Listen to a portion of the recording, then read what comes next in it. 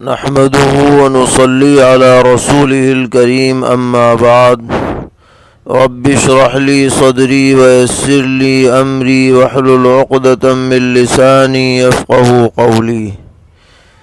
دینی رہنمائی کی مجلس نمبر 120 میں سبھی سامعین کی خدمت میں السلام علیکم ورحمۃ اللہ وبرکاتہ عرض ہے۔ آج کی مجلس کا آغاز ہم ایک وضاحت اور ایک اصلاح سے کرنا چاہتے ہیں۔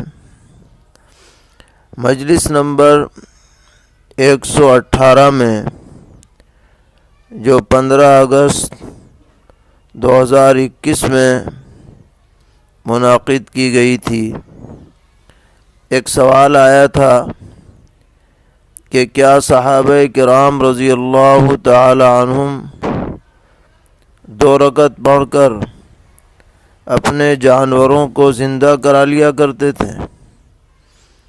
اس کے جواب میں احقر نے عرض کیا تھا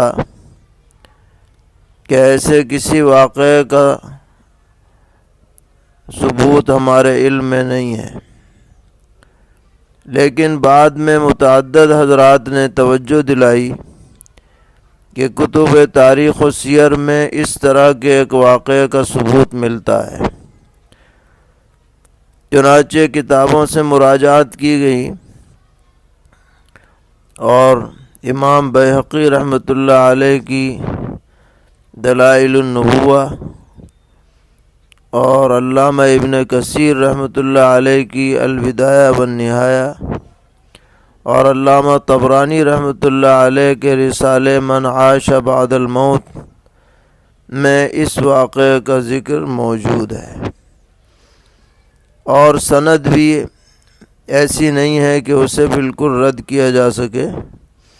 اس لیے ہمارا جو گزشتہ جواب تھا ہم اس سے رجوع کرتے ہیں، اور جن حضرات نے بھی توجہ دلائی ہم ان کے تہہ دل سے مشکور ہیں۔ اللہ تعالیٰ انہیں جزائے خیر عطا فرمائے۔ اس واقعے کی تفصیل یہ ہے کہ ایک صاحب جن کا نام نباتہ ابن یزید نخعی ہے، جو مخضرم تابعی ہیں، یعنی اگرچہ انہوں نے پیغمبر علیہ السلام کا زمانہ پایا ہے لیکن براہ راست ملاقات کا ثبوت نہیں ہے۔ ان کے متعلق یہ واقعہ ہے کہ وہ ایک جہاد کے سفر میں تشریف لے جا رہے تھے، تو راستے میں ان کا جو گدھا تھا سواری کا وہ مر گیا۔ بعض لوگوں نے یہ چاہا کہ ان کے سامان کو اپنے سامان کے ساتھ رکھ کر ان کی خدمت کریں اور انہیں ساتھ لے جائیں، تو انہوں نے منع کر دیا اور 2 رکعت نماز پڑھی۔ اس کے بعد یہ دعا فرمائی کہ اے اللہ، میں فلاں جگہ سے آپ کے راستے میں جہاد کرنے کے لیے نکلا ہوں، اور میرا مقصد صرف آپ کی خوشنودی کا حصول ہے، اور میں یہ گواہی دیتا ہوں کہ آپ ہی مردوں کو زندہ کرنے والے ہیں اور دوبارہ زندگی دینے پر آپ ہی قادر ہیں۔ آپ میرے اوپر کسی اور کا احسان مت رکھیے، بلکہ میرے ہی گدھے کو آپ دوبارہ زندگی عطا فرمائیے۔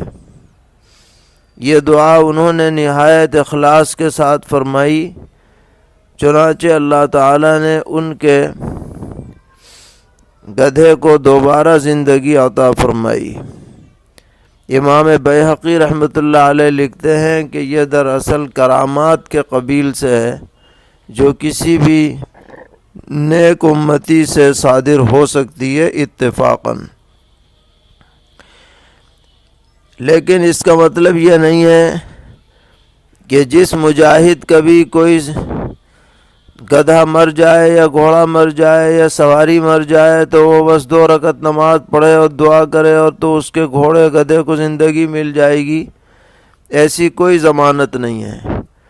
اللہ تعالیٰ کا فضل اور کرم اور اس کے حکم اور امر کی بات ہے. وہ چاہے گا تو زندگی ملے گی اور نہیں چاہے گا تو ہرگز زندگی نہیں مل سکتی. باقی عام دستور اللہ تعالیٰ کا یہی ہے کہ دنیا میں موت کے بعد دوبارہ زندگی نہیں ہے الا ماشاء اللہ.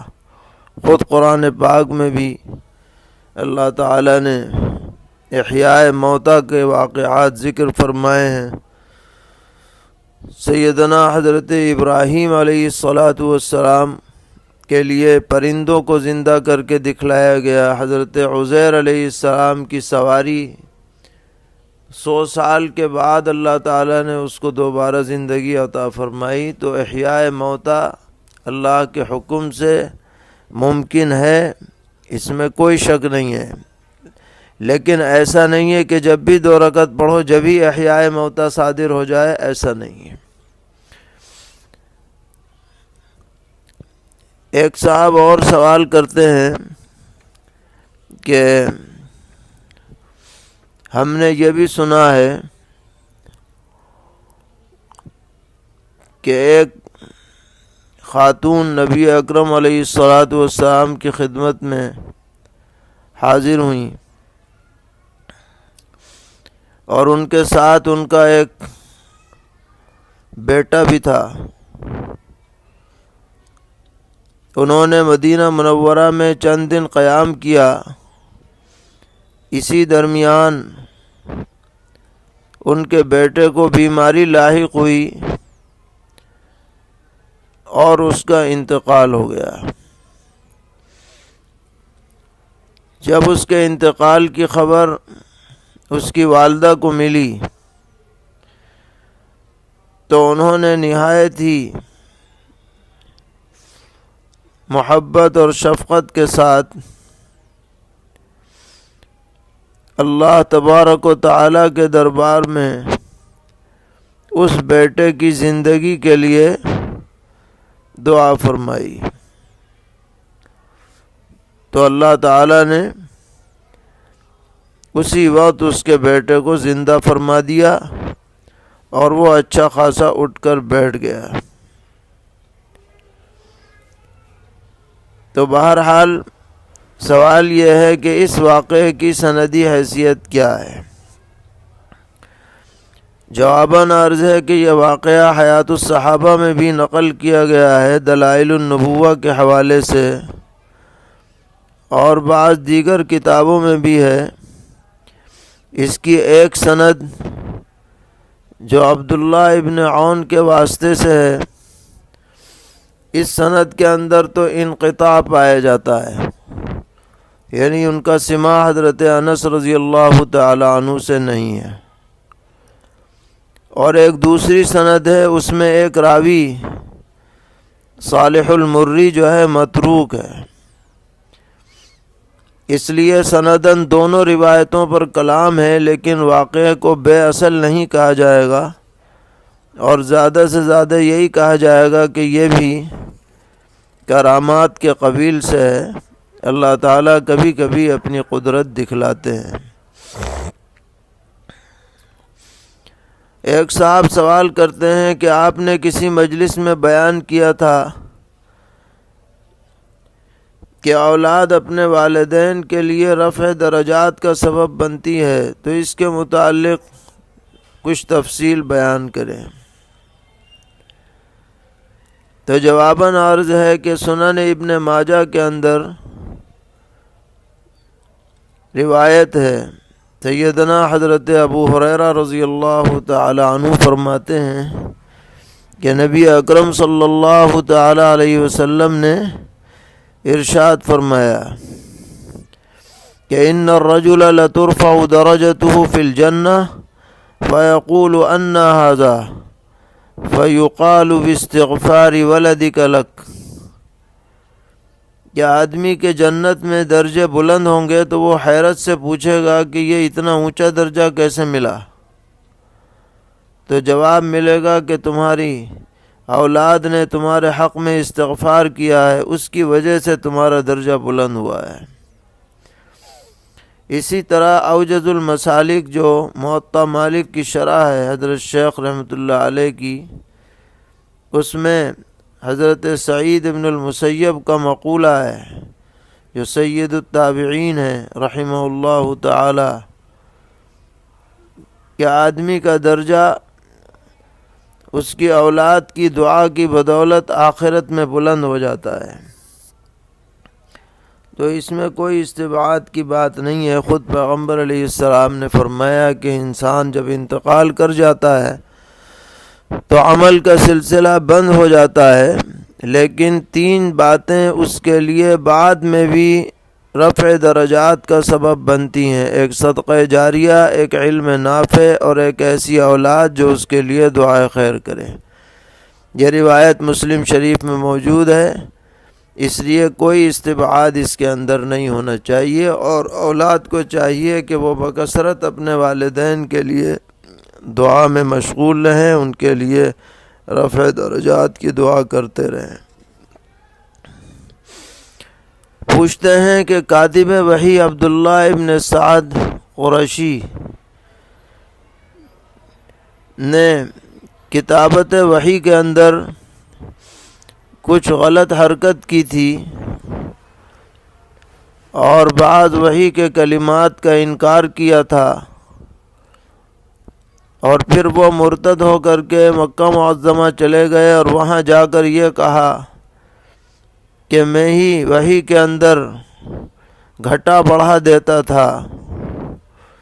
تو سوال یہ ہے کہ یہ صاحب بعد میں اسلام لائے یا نہیں، اور ان کو رضی اللہ عنہ کہہ سکتے ہیں یا نہیں؟ جواباً عرض ہے کہ عبداللہ ابن سعد ابن ابی سرح یہ حضرت عثمان غنی رضی اللہ تعالی عنہ کے رضاعی بھائی ہیں۔ انہوں نے پہلے ہجرت کی اور پیغمبر علیہ السلام سے اتنا قرب حاصل ہو گیا کہ یہ کاتب وحی بھی بن گئے، لیکن پھر یہ شیطان سے متاثر ہو کر مرتد ہو کر کے مکہ معظمہ چلے گئے۔ لیکن یہ کہ انہوں نے وحی کا انکار کیا ہو یا کسی آیت کے بارے میں غلط سلط لکھ دیا ہو، اس طرح کی کسی بات کا صحیح ثبوت نہیں ہے۔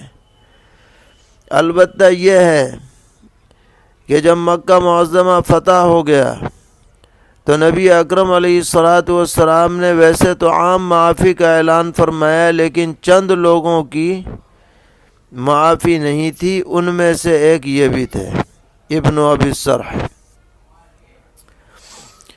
لیکن حضرت عثمان غنی رضی اللہ تعالی عنہ سے چونکہ ان کا قریبی تعلق رہا، اس لیے حضرت عثمان غنی رضی اللہ عنہ نے ان کو اسلام لانے پر آمادہ کیا اور خود پیغمبر علیہ السلام کی خدمت میں ان کا ہاتھ پکڑ کر حاضر ہوئے اور معافی کی درخواست پیش کی۔ پیغمبر علیہ السلام نے شروع میں تو توقف فرمایا، جب کئی مرتبہ اصرار کر لیا تب آپ نے ان کی بیعت قبول فرمائی اور وہ اسلام لائے، اور بعد میں اسلام پر قائم رہے اور بڑی خدمات انہوں نے اسلامی زمانے میں انجام دی۔ اسلام ہی پر ان کی وفات ہوئی، اس لیے ان کو رضی اللہ عنہ کہہ سکتے ہیں، کوئی حرج کی بات نہیں ہے۔ پوچھتے ہیں کہ پیغمبر علیہ السلام کی کتنی صاحبزادیاں تھیں اور ان کی والداؤں کے نام کیا ہیں؟ جواباً عرض ہے کہ نبی اکرم علیہ السلام کی 4 صاحبزادیاں ہیں، اور یہ چاروں کی چاروں ام المومنین حضرت خدیجہ الکبریٰ رضی اللہ تعالی عنہا کے بطن سے ہیں۔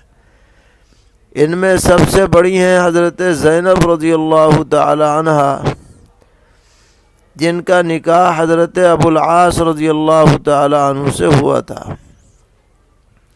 یہ شروع میں اسلام نہیں لائے تھے، لیکن بعد میں اسلام لائے اور اسلام ہی پر قائم رہے۔ دوسری صاحبزادی ہیں سیدہ رقیہ رضی اللہ تعالی عنہا۔ ان کا نکاح پہلے ابو لہب کے بیٹے سے ہوا تھا، لیکن اس نے طلاق دے دی تو نبی اکرم علیہ السلام نے سیدنا حضرت عثمان غنی رضی اللہ تعالی عنہ سے ان کا نکاح فرمایا، اور یہ بھی فرمایا کہ اللہ تعالیٰ کی طرف سے مجھے حکم ہوا ہے کہ عثمان سے ان کا نکاح کریں۔ حضرت عثمان غنی رضی اللہ تعالی عنہ حضرت رقیہ رضی اللہ تعالی عنہا کے ساتھ حبشہ ہجرت فرما کر تشریف لے گئے، پھر وہاں سے واپس مدینہ منورہ تشریف لائے۔ تو حضرت رقیہ رضی اللہ تعالی عنہا کی طبیعت خراب ہوئی، اور جس وقت غزوہ بدر پیش آیا تو پیغمبر علیہ السلام نے حضرت عثمان غنی رضی اللہ عنہ سے فرمایا کہ تم رقیہ کی تیمارداری کرو، اور بدر سے پیغمبر علیہ السلام کی واپسی سے پہلے ہی ان کی مدینہ منورہ میں وفات ہو گئی ہے۔ اس کے بعد تیسری صاحبزادی ہیں حضرت سیدہ ام کلثوم رضی اللہ تعالی عنہا۔ پیغمبر علیہ السلام نے ان کا نکاح بھی بعد میں حضرت عثمان غنی رضی اللہ تعالی عنہ سے کر دیا، لیکن ان کی بھی 5 یا 6 ہجری میں وفات ہوئی، اور حضور نے فرمایا کہ اگر میری کوئی اور بیٹی بھی خالی ہوتی تو میں عثمان سے ان کا نکاح کرتا۔ چونکہ 2 صاحبزادیاں آپ کے نکاح میں آئیں، اس لیے عثمان ذو النورین کہا جاتا ہے، اسی وجہ سے یہ ان کا لقب ہے۔ اور پیغمبر علیہ السلام کی 4تھی صاحبزادی ہیں خاتون جنت حضرت سیدہ فاطمہ رضی اللہ تعالی عنہا۔ ان کا نکاح سن 2 ہجری میں پیغمبر علیہ السلام نے اپنے چچا زاد بھائی، اور گویا کہ جو آپ کے بیٹے کے درجے میں تھے تربیت کے اعتبار سے اولین اسلام لانے والے سیدنا حضرت علی ابن ابی طالب کرم اللہ تعالی وجہہ کے ساتھ فرمایا، اور انہی سے پیغمبر علیہ السلام کی ساری نسل چلی ہے۔ حضرات حسنین رضی اللہ تعالی عنہما انہی کے بطن سے ہیں۔ اسی طرح ایک اور بھائی تھے حضرت محسن رضی اللہ تعالی عنہ، مگر ان کی وفات ہو گئی۔ پھر 2 صاحبزادیاں ہیں حضرت زینب کبریٰ اور حضرت زینب صغریٰ، جن کو ام کلثوم بھی کہا جاتا ہے۔ حضرت زینب کبریٰ کا نکاح حضرت عبداللہ ابن جعفر طیار رضی اللہ تعالی عنہ سے ہوا، اور حضرت زینب صغریٰ ام کلثوم رضی اللہ عنہا کا نکاح سیدنا حضرت فاروق اعظم رضی اللہ تعالی عنہ سے ہوا۔ بہرحال یہ مختصر تفصیل ہے کہ آپ کی 4 صاحبزادیاں حضرت خدیجہ الکبریٰ رضی اللہ تعالی عنہا کے بطن سے ہیں۔ سوال کرتے ہیں کہ فجر اور عصر کے بعد تسبیحات جو پڑھی جاتی ہیں وہ بائیں ہاتھ کی انگلیوں پر پڑھی جائیں یا دائیں ہاتھ پر؟ جواباً عرض ہے کہ بہتر تو یہ ہے کہ دائیں ہاتھ پر پڑھیں، لیکن اگر کوئی بائیں میں بھی پڑھ لے تو حرج نہیں ہے، کیونکہ یہ انگلیاں آخرت میں شہادت دیں گی، تو جتنی زیادہ بھی اس میں مصروف اور مشغول ہو جائیں یہ سعادت کی بات ہے۔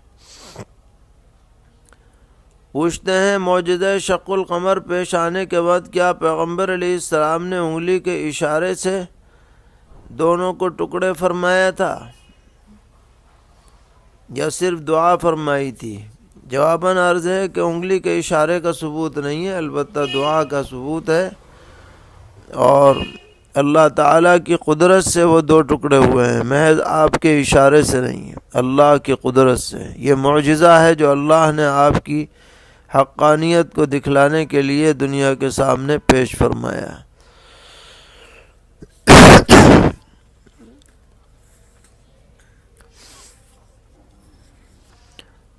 پوچھتے ہیں کہ ہم نے ایک شخص کے ساتھ کاروبار میں سرمایہ لگایا ہے مثلا 10 روپے، اس شرط پر کہ وہ ہمیں منافع میں سے 1 روپیہ دے گا، خواہ اس نے 10 روپے سے خرید گئی چیز کو 12 میں بیچا ہو یا 13 میں بیچا ہو، ہمیں 1 روپیہ ملے گا۔ تو یہ طریقہ درست ہے یا نہیں ہے؟ دوسری صورت یہ ہے کہ محنت کرنے والا ہم سے کہتا ہے کہ آپ اپنا سرمایہ لگاؤ، آپ کو متعین نفع ملے گا، لیکن سامان کتنے میں خریدا اور بیچا، نفع کتنا ہوا، اس سے آپ کو کوئی مطلب نہیں۔ جواباً عرض ہے کہ یہ دونوں صورتیں ناجائز ہیں، کیونکہ شرکت ان میں نہیں پائی جا رہی۔ جب تک شرکت متحقق نہ ہو تو اس طرح کے معاملات کی اجازت نہیں ہے۔